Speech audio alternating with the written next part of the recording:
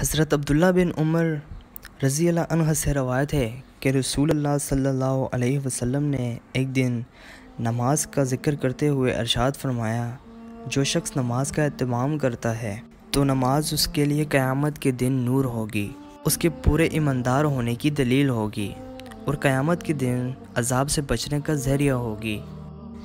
और जो शख्स नमाज का एहतमाम नहीं करता उसके लिए क़यामत के दिन ना नूर होगी, न पूरे ईमानदार होने की दलील होगी और ना ही अज़ाब से बचने का कोई ज़रिया होगा।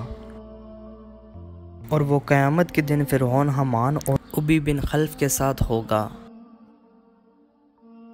हज़रत सुलेमान रज़ी अल्लाह ताला अन्हु रवायत करते हैं कि रसूलुल्लाह सल्लल्लाहु अलैहि वसल्लम ने इरशाद फरमाया कि मुसलमान अच्छी तरह वज़ू करता है, 5 नमाज़ें पढ़ता है तो उसके गुनाह ऐसे गिरते हैं जैसे ये दरख्त से पत्ते गिर रहे हैं। हज़रत अबू मालिक अश्जी रज़ी अल्लाह ताला अन्हु अपने वालिद से रवायत करते हैं कि रसूलुल्लाह सल्लल्लाहु अलैहि वसल्लम के ज़माने में जब कोई शख्स मुसलमान होता था तो सहाबा कराम सबसे पहले उसे नमाज सिखाते थे।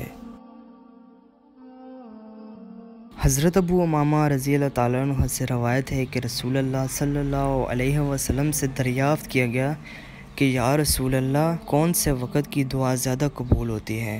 तो आप सल्लल्लाहु अलैहि वसल्लम ने इरशाद फरमाया, रात के आखिरी हिस्से में और फ़र्ज़ नमाज़ों के बाद।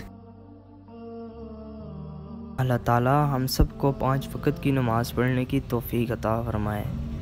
दोस्तों, अगर चैनल पे फ़र्स्ट टाइम आए हैं तो इस चैनल को ज़रूर सब्सक्राइब करें और साथ में दिए गए बेल आइकन पे ज़रूर क्लिक करें।